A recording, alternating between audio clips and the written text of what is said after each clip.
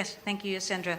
On the question a while ago on the role of energy in this EV scheme, well, we call it electric vehicles. So basically, we're dealing with electric. So it is an integral component. We cannot do away with it. Therefore, I think Dr. Nilis mentioned, we have to approach this through a systems approach. And as such, energy is going to be an imperative component along this value chain. So when we introduce anything electric, and this electric vehicle, already the end must already be envisioned. Where do we source the electricity? So two things. One, Sri Lanka is now confronted with a short-term need, which is energy security. Second to that would be the diversification of your electricity supply. And that is where I think while all these both present as a challenge, is presented as a challenge, they are also opportunities, right? At both in ensuring increasing energy security and also looking at how do we diversify your energy supply. GGGI as an intergovernmental organization is looking at both addressing and supporting government in achieving the NDC targets, which the prior speakers have spoken about. And the NDC 2021 have clearly spelled out 14.5% reduction by 2030, of which 10.5% is conditional on international support, among which is transport as the sources for that reduction. And why are we doing that? It is not only for climate purposes. Most of all, it is for mobility, which is a basic function of government, to provide that service and to make it accessible, affordable, reliable, safe transport for everyone. Something that is an area which is much needed in Sri Lanka. The climate aspect is also cannot be ignored. The occurrence of extreme weather events, it is no longer a thing of the past or a thing of the future. It is happening now. And we just saw Pakistan going, more than 1/3 of the country going down underwater. And the intensity, not only the frequency, the intensification of these extreme weather events. Sri Lanka has had a fair share, and always Sri Lanka has been one of the top 3 in terms of global risk, in terms of the intensity of the risk index globally. So something that should be integrated now at the planning, also down the line as we go for implementation, not only at the macroeconomic level, but down to the sectoral and at all levels of governance, national, regional, provincial, which now, luckily, GGGI has had the opportunity to work with the Ministry of Environment in being the technical delivery partner for the National Adaptation Planning, looking at the 9 vulnerable sector clusters and most vulnerable communities. Now, we were talking about transport. The identification of e-mobility by GGGI was not done solely by GGGI. Through its consultative approach and led by government way back in late 2019, e-mobility was already one of the areas. So if you will kindly look at the country planning framework for which the strategic interventions of GGGI is laid out, e-mobility was identified. But it was only in the late 2021 when we had a chance to sit down, both secretaries of the environment and transport, Dr. Anil Jai Singha and at that time Mr. Monty Ranatunga, whom government has to take ownership. GGGI cannot take the lead and say you have to do this or do that. I don't think that is the role of any development partner. The government must take that ownership and say, yes, we need that, yes, we want that, and yes, we will do it. Why do they have to take ownership? Because government plays a key catalytic role. Whether we like it or not, all these initiatives can be dampened or actually accelerated, inspired by government policies. And I think Mr. De Alwis has seen that. So he has been really, I can see him working. It is a combination of passion and hard work. It's not just about passion. Passion without hard work.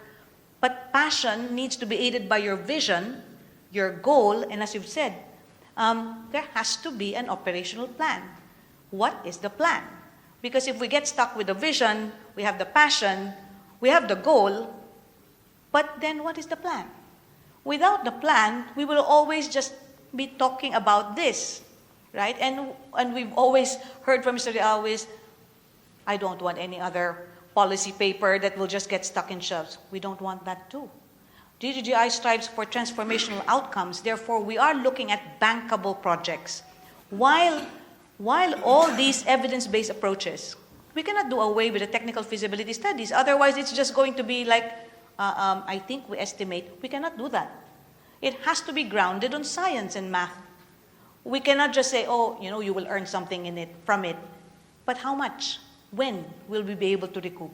GGGI provides that basis now through supporting, for example, the conduct of techno-commercial feasibility studies. We do not support or promote a specific brand, but in the context of what is appropriate for a country or in that area, we propose, for example, the specifications, which is validated time and again, not only by the stakeholders, but also by government and other third-party entities to ensure the credibility and the institutional reputation of the studies conducted.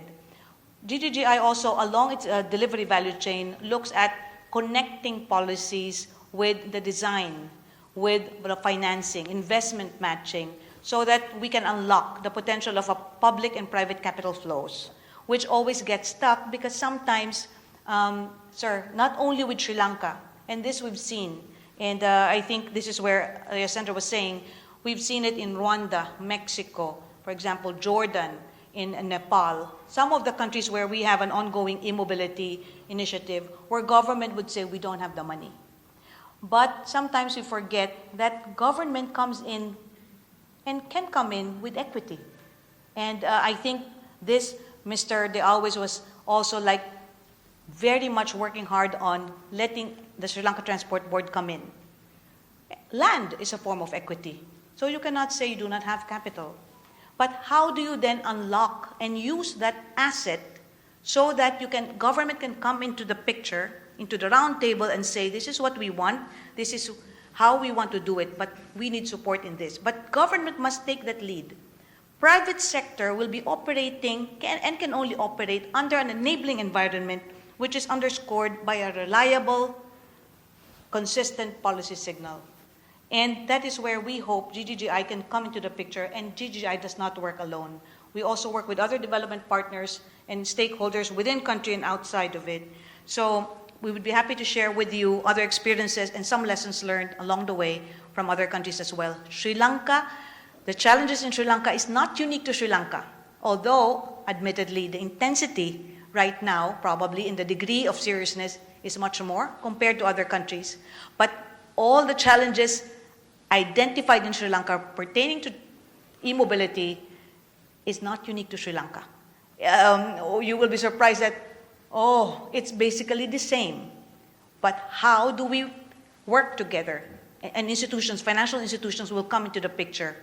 I think Dr. Harsha mentioned about the Intergovernmental Panel on Climate Change reports, the IPCC report, which is a conglomeration of all scientists checking at all fronts. How can we address the climate issue? And this is not existing in isolation. This is very much connected to the economics of it, the macroeconomics of it, the finance, all the components that even e-mobility will have to be looked into if we want to say that we really want it adopted.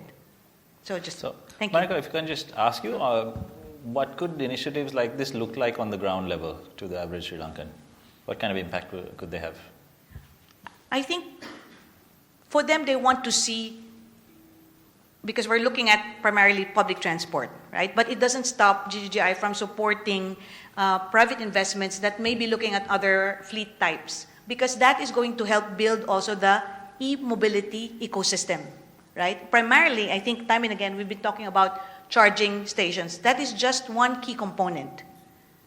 But it is not just about charging stations, but of course, that will create a very strong signal. It will send a very strong signal that yes, we want this road infrastructure to transition.